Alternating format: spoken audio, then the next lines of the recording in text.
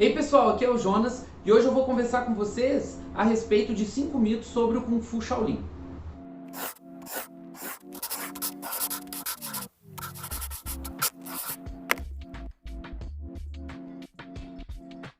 Gente, então o primeiro mito a respeito do Kung Fu Shaolin é que o Kung Fu foi criado lá no Templo Shaolin, tá? E apesar do Templo Shaolin ser muito importante para a história do Kung Fu, isso não passa de uma lenda, é um mito. Então vamos lá. Ó, em primeiro lugar, o Templo Shaolin ele foi criado em 495 depois de Cristo.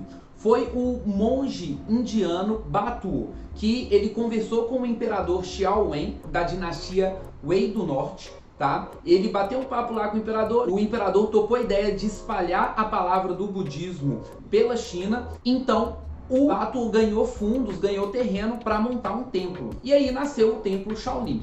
E o que acontece? Reza a lenda que ali por volta de 520 depois de Cristo, um outro monge indiano, ele chegou no Templo Shaolin e ele chamava Bodhidharma. O Bodhidharma ficou 9 anos meditando dentro de uma caverna ali na região do templo.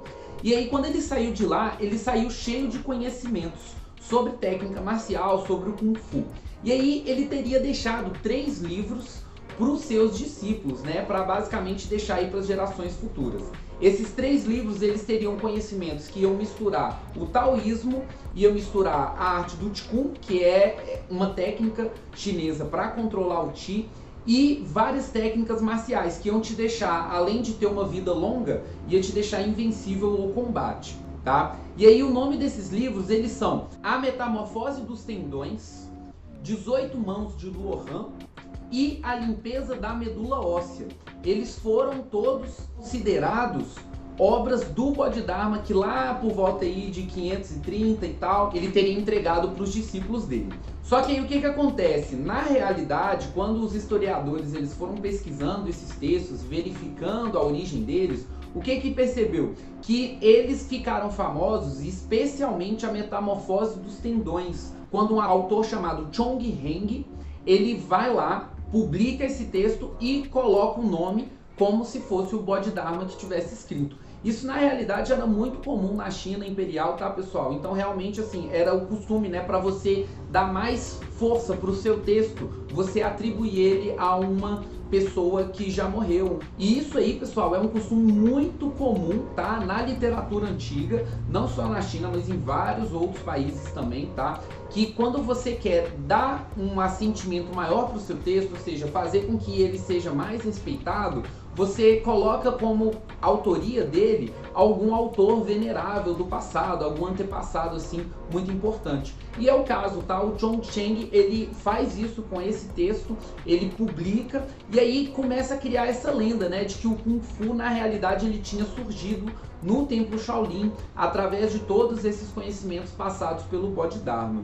Só que o que acontece? Não foi bem isso, justamente porque o Kung Fu ele é muito mais antigo, né, do que o próprio Templo Shaolin. Então lembra aí, 495 depois de Cristo, a história da China já está muito avançada naquele ponto. Então a civilização chinesa ela já tinha passado por muitas guerras, já tinha passado por muitas lutas e em vários locais, várias regiões, cidades pequenas, vilarejos lá na China, você encontrava estilos de Kung Fu sendo desenvolvidos e criados.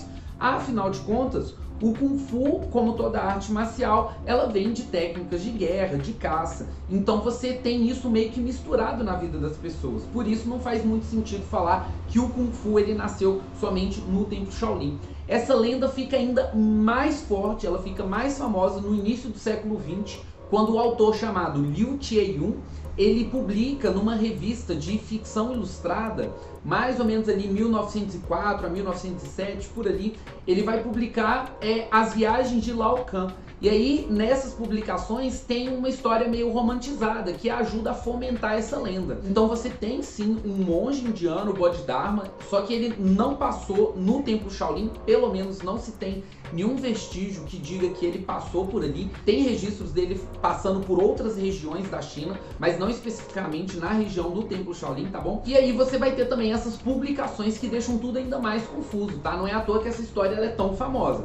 Mas para desmentir esse mito é importante lembrar da história da China como um todo, tá bom? Então vamos lá para o nosso segundo mito, que é a origem divina da técnica de bastão Shaolin. Então o que acontece, pessoal? Tem uma lenda que diz que os monges Shaolins eles aprenderam a arte marcial com uma divindade chamada Dinalu, ou em sânscrito, Vajaprani, tá? O que acontece? Essa divindade, ela seria uma divindade guerreira, seria um protetor de Buda. Tendo essa missão de proteger o Buda, ele acabou se tornando o patrono do templo Shaolin. Reza a lenda que os monges Shaolins aprenderam as técnicas de bastão dele com essa divindade, tá? Só que aí o que acontece? Muitos historiadores veem essa história com um olhar bem suspeito, porque essa ideia de associar a técnica de bastão dos monges Shaolins com uma divindade, ela seria uma narrativa muito boa para os monges poderem sustentar a ideia de treinar a arte marcial dentro de um mosteiro.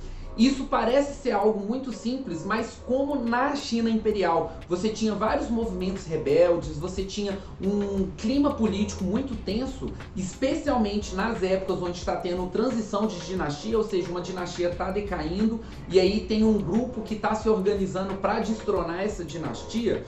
Esse tipo de prática, né, você ter monges treinando artes marciais, você ter até pessoas comuns treinando artes marciais, eram mal vistas. Então esse tipo de lenda era muito comum, na verdade, para justificar uma prática. Então seria aquela coisa, você pratica a arte marcial porque é da sua religião. Então fica mais difícil de você censurar isso em vista do poder e tal. Então realmente tinha essas relações, igual hoje tem certas relações de poder e dinâmicas assim que mistura essa ideia, né, de quem pode lutar, quem não pode lutar, quem pode ter uma arma, quem não pode ter uma arma. Naquela época acontecia também. Então muita gente vê essa lenda, né, como algo muito fantasioso, justamente para poder justificar essa prática marcial que encontrava lá nos templos, tá? E aí tem uma outra lenda que ela mais ou menos segue aí nesse ponto, que é o nosso terceiro ponto, tá? Que diz respeito de um monge que comeu carne sob o comando desse mesmo deus, o Dinalu. Então o que acontece? Tinha um monge que ele chamava Seng Shou, e aí ele viveu mais ou menos ali de 480 depois de Cristo até 560 depois de Cristo, tá? E logo no inicinho, né, da criação do templo Shaolin. E aí esse monge, ele tinha um grande problema com os seus colegas de treino, porque ele era muito fraco. Então ele apanhava muito nas aulas, ele sempre tinha que pegar os piores serviços domésticos, né, para limpar o templo, enfim, ele sempre sobrava o pior para ele, justamente que ele não conseguia se defender. Aí teve uma época que ele ficou muito chateado, ele ficou logo de frente, né, para a estátua do Dinalu, que era o patrono do templo. Então em alguns locais do mosteiro você encontrava esses pequenos altares assim, né, para as várias divindades que eles cultuavam. E aí o que acontece? Chegou um momento que essa estátua ela toma vida, e aí o Dinalu fala com esse Seng Shou, né, e fala assim, olha, eu vou te ajudar, mas para isso você tem que comer essa bacia aqui de carne. E o monge ele fica muito assustado, porque ele tem um voto de não matar, né, ele tem um voto para não comer carne, e então ele fica muito confuso.